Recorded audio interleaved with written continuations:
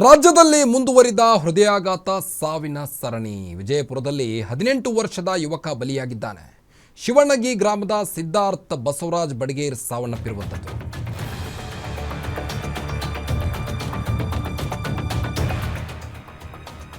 ರಾಜ್ಯದಲ್ಲಿ heart attack ಕೇಸ್ಗಳು ಸಾವಿನ ಸರಣಿ ಜಾಸ್ತಿಯಾಗಿದೆ. ವಿಜಯಪುರದಲ್ಲಿ 18 ವರ್ಷದ ಯುವಕನೊಬ್ಬ ಬಲಿಯಾಗಿದ್ದಾನೆ.